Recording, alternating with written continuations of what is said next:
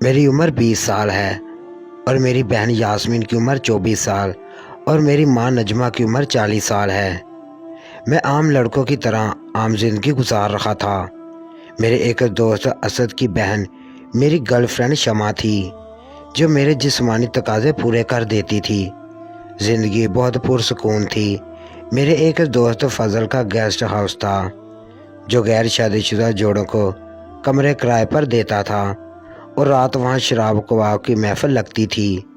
دوستی کی وجہ سے مجھے وہاں کمرہ سستے میں مل جاتا تھا۔ میں پانی کی بوتل لینے کمرے سے نکل کر نیچے آیا تو وہاں فضل کھڑا تھا۔ اسے ہنسی مذاق کر کے پانی کی بوتل کا تقاضا کیا تو اس نے 2 بوتلیں دیں اور کہا، یار ایک بوتل اوپر اپنے برابر والے کمرے میں بھی دے دینا، میرا ایک قریبی دوست حماد ہے، اس نے ابھی کال کی ہے۔ میں نے 2 بوتلیں لیں اور اوپر چل پڑا۔ اوپر پہنچ کر میں نے اپنے برابر والے کمرے کا دروازہ کھٹکھٹایا تو ایک لڑکے کی گونجتی ہوئی آواز جیسے باتھ روم میں ہو۔ دروازے پر دیکھنا پانی آیا ہوگا۔ اسی لمحے دروازے کے پاس کسی کے ننگے قدم اپنی طرف بڑھتے ہوئے محسوس دروازے کا لاک کھولا اور دروازے کی اوٹ سے لڑکی نے صرف اپنا سر باہر نکالا تو میں دم بہود رہ گیا کہ وہ میری بہن یاسمین تھی۔ مجھے دیکھتے ہی اس نے دروازہ بند کرنا چاہا مگر میں دروازے کو دھکا دیتا اندر داخل ہو گیا اور یہ دیکھ کر میں حیران رہ گیا کہ جس بہن کے سر سے میں نے دوپٹہ نہیں دیکھا آج وہ میرے سامنے پوری ننگی کھڑی ہے۔ ہم دونوں حیرت سے ایک دوسرے کو تکتے رہے۔ کوئی کچھ کہتا اس سے قبل باتھ روم کے دروازے کی کنڈی کھلنے کی آواز آئی اور یاسمین نے مجھے دھکا دے کر دروازے سے باہر کیا اور دروازہ بند کر دیا۔ میں بند دروازے کو کب تک دیکھتا رہا۔ میرے کانوں میں فضل کی ہنسی کی آواز آئی اور اس نے کہا، تو اندر کیوں گھس گیا؟ مجھے حیران پا کر اس نے خود ہی جواب دے دیا، مجھے پتہ ہے تیری غلطی نہیں، یہ بندی ہی بہت گرم ہے، تو ذرا اپنی بندی کو ٹھنڈا کر کے روانہ کر، تب تک حماد بھی نکل آئے گا، پھر میں تجھے اس قصے بتاتا ہوں۔ میں دم بہود وہاں سے بتانے سے قاصر تھا۔ یہ میری بہن ہے، سو بنا کچھ کہے اپنے کمرے کی طرف چل پڑا۔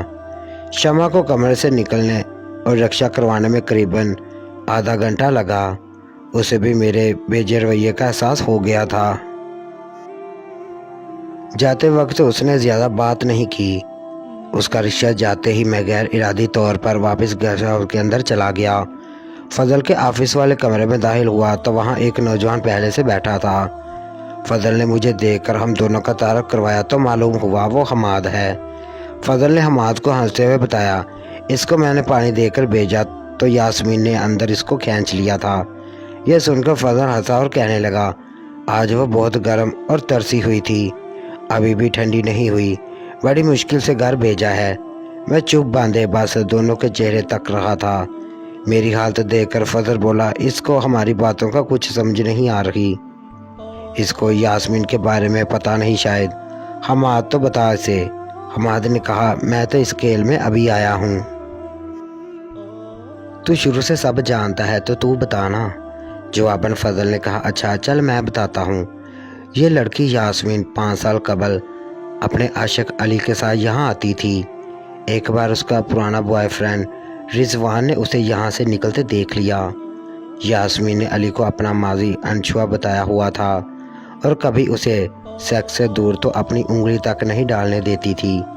رضوان نے علی سے ملاقات کی اور اسے یاسمین سے اپنے تعلق کے بارے میں بتایا کہ وہ یاسمین کی خواہش پر اسے 2 بار کر چکا ہے۔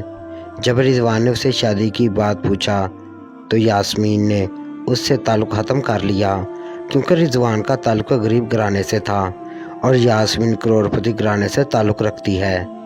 پہلے تو علی کو اس کی باتوں پر یقین نہیں آیا مگر رضوان نے علی کو جب یاسمین کے ساتھ اپنی تصاویر دکھائیں تو اسے سخت حیرت اور صدمہ ہوا۔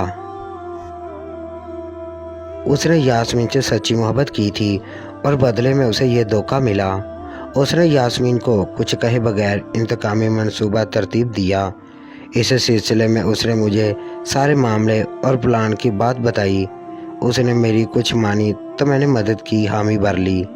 پلان کے مطابق وہ یاسمین کو معمول کی طرح ڈیٹ پر لے کر گیسٹ ہاؤس میں آیا، مگر آج خاص بات یہ تھی کہ میں نے اس کے علاوہ پورے گیسٹ ہاؤس میں کسی کو کمرہ نہیں دیا تھا۔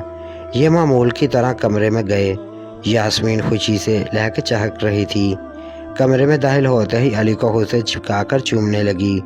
علی جس کو یاسمین کے وجود سے شدید نفرت ہو چکی تھی، یاسمین کی کسی اور خوبصورت جسم کی گرمی کو چند منٹ بھی برداشت نہ کر سکا اور جواباً دیوانہ وار چومتے اس کے خوبصورت بڑے بڑے جسم کو کپڑوں کی قید سے آزاد کر لیا۔